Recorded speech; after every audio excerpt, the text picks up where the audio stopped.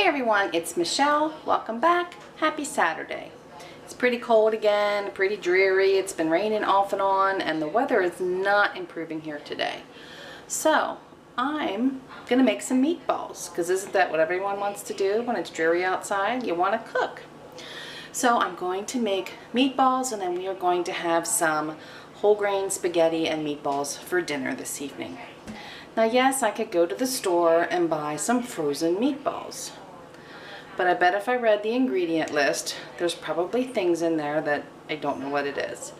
And meatballs are not hard, and you can play with a meatball in that you can put all different kinds of stuff in it just to alter the flavor a little bit. I'm just going to make a basic Italian meatball today. So come along, let's make some balls. Alright, I have my bowl for my meat. Normally I would use about 2 pounds of ground beef, a pound of ground pork, and a pound of ground veal. I have stopped using the veal for obvious reasons, and I'm strictly using ground round and ground pork now. The pork is a fresh ground pork. It's not sausage. There's no chemicals or seasonings in it. It's just a plain ground pork and a plain ground beef. And my ratio that I'm using here is 1.5 pounds of the beef to 1 pound of the pork. So to that, I'm going to add an egg. All the egg is doing is adding a bit of moisture and helping your meatballs to stay together. And hold on, I got it under the refrigerator for something I forgot, of course. Okay, I'm back. And again, you know how I cook, I don't measure anything. I'm going to add some milk. Again, just for some moisture. You don't want dry balls. I'm going to be using some tomato paste. The milk, I probably added 3 or 4 tablespoons. The tomato paste, I'm going to add a good healthy tablespoon of that.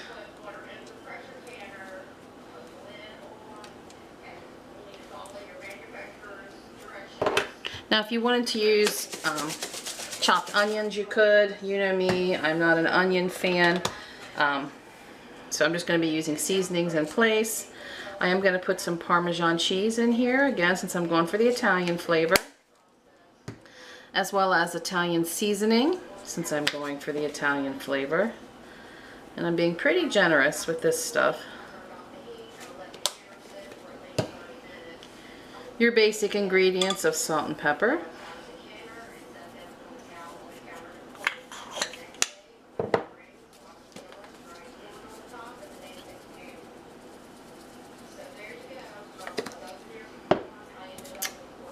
Some garlic salt.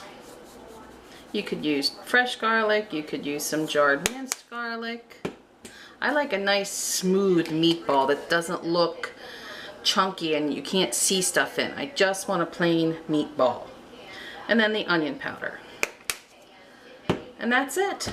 Again, I'm going to use the best tools that God gave us, my hands. Mix this all together and start forming my balls. I just love it when things work out perfectly like this. So that amount of meat mixture that I had fit perfectly in my pan. So I got exactly 40 meatballs out of this. Now obviously Mike and I aren't going to eat 40 meatballs tonight, but I can freeze the rest into, you know, pint-sized freezer bags, pull out, and have enough for a meal. Or you could take what's left over that I'm not going to have with the spaghetti and meatball dinner and freeze them all together and use them more as like meatball appetizers sometime down the road. Meatballs are very versatile. Now you probably also noticed that I didn't use any breadcrumbs or cracker crumbs, which most people use and you will find in most of your frozen meatballs. First of all, Mike and I don't eat bread. You probably already know that. But more so, I think bread is drying. People use bread as a binder to keep the meatballs together. But yet when you go make a nice good burger on the grill, you don't put bread in it. You put your bread on the outside. Kind of the same thing with the meatball. I don't put the bread in. If I want to make a meatball sub with what's left, if I ate sub rolls, my bread would be on the outside. I don't want it in my meat mixture. So my egg is acting as a binder, and the Parmesan cheese that I put it in there, think about it. It has the consistency of breadcrumbs. But with the Parmesan cheese, you're getting flavor and it's not drying like bread's going to be. So I'm going to throw these in the oven at 350 for about 30 minutes, or until all the juices are running nice and clear and they're a nice brown color. And you can see I do have them, you know, tight in the pan, but obviously with any kind of ground meat you'll have shrinkage, so it doesn't matter that we're starting out with some of them touching. They will shrink and brown all the way around as they cook. So I'll show you what these yummy things look like when they come out. Okay, there they are.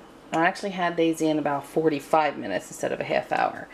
You can see your cheese starts to ooze out. Oh my, I can't wait to dig into one of these.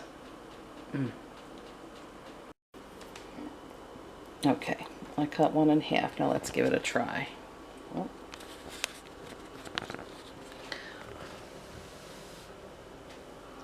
Hot. Oh, I hair in my mouth.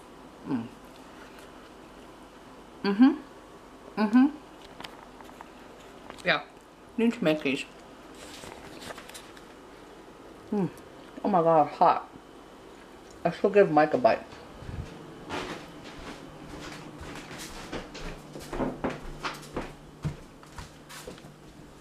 You have to taste my balls.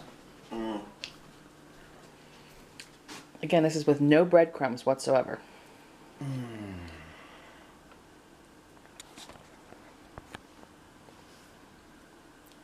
Is it hot? It's hot. I ate mine already, so it shouldn't be that bad.